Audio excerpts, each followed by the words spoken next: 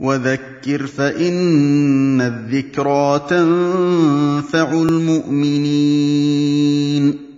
Il faut au moins savoir quel est le groupe qu'Allah Ta'ala a choisi, quel est ce groupe que le prophète sallallahu alayhi wa sallam a dit que c'est le groupe sauvé, le groupe qui va recevoir l'aide d'Allah Ta'ala pour pouvoir être avec eux et appeler les autres à ce chemin. Ça ne veut pas dire « Ah ouais, moi je suis dans le groupe sauvé, hein. Ah vous êtes tous égarés ». Non, dénigre même pas un kafir. Un kafir, tu le détestes pour Allah. Mais tu ne sais pas, cette personne peut-être, subhanallah, demain il peut être plus pieux que toi. Il fait tawbah, il vient mieux que toi. Ne t'enorgueille pas sur lui pour rien. Espère pour lui la guider. Si ça c'est pour un kafir, qu'est-ce qu'on va dire pour un musulman égaré ou qui est... On doit porter de la miséricorde dans notre cœur. On doit aimer le bien pour les autres comme on l'aime pour nous-mêmes.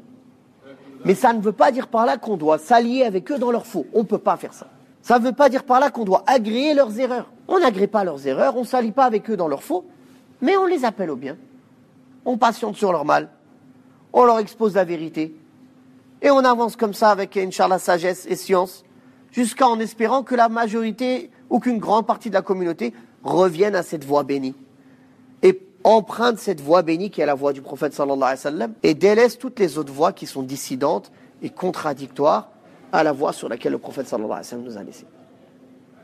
Ce sujet aujourd'hui, mes frères, c'est un sujet qui est essentiel. Quand vous verrez aujourd'hui tous les problèmes qu'on a dans la communauté, c'est à cause de quoi si ce n'est pas à cause des sectes? Regardez bien. À titre d'exemple, les Daesh et les je ne sais quoi, les fous. Quels savants ils ont consulté pour faire ce qu'ils font?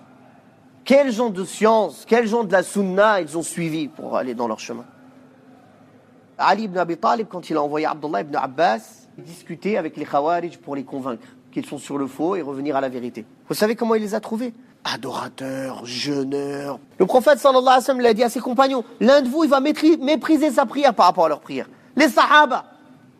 C'est des gens, ils ont de l'adoration, ils montrent des signes apparents de piété, mais ils sont égarés. Le prophète sallallahu alayhi wa sallam a dit, ils sortent de l'islam plus vite qu'une flèche, elle traverse sa cible.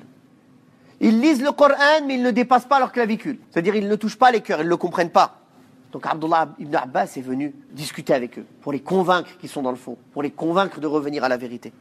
Et l'un des arguments les plus forts qu'il leur a présenté, c'est qu'il leur a dit, ne voyez-vous pas qu'aucun parmi les compagnons du prophète sallallahu alayhi wa sallam est avec vous dans votre groupe?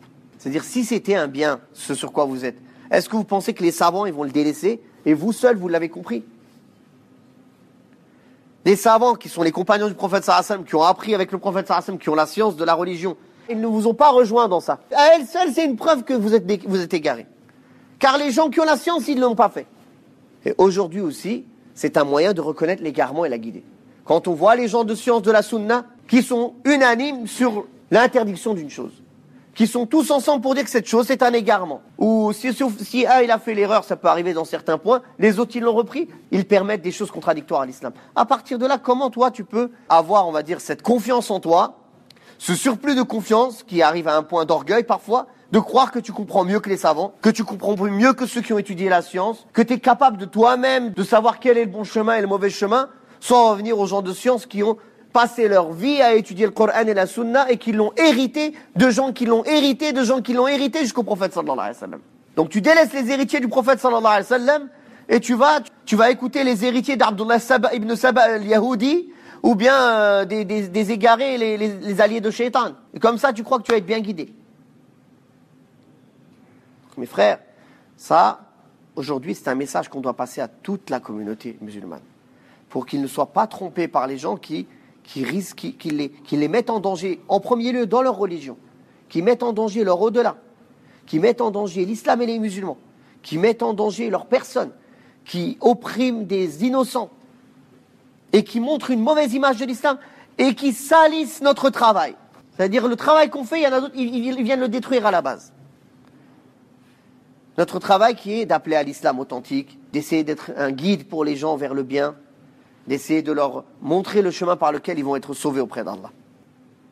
Et ça à diverses étapes. Là, j'ai parlé de l'exemple des Khawarij par rapport au Tekfir, mais il y en a d'autres, des innovateurs qui salissent l'image de la Sunna, qui dénigrent les gens qui sont sur la Sunna ou les Salafis, qui veulent les montrer comme des gens en marge de la société, ou qui comprennent rien, ou qui divisent les gens, ou c'est des sectaires.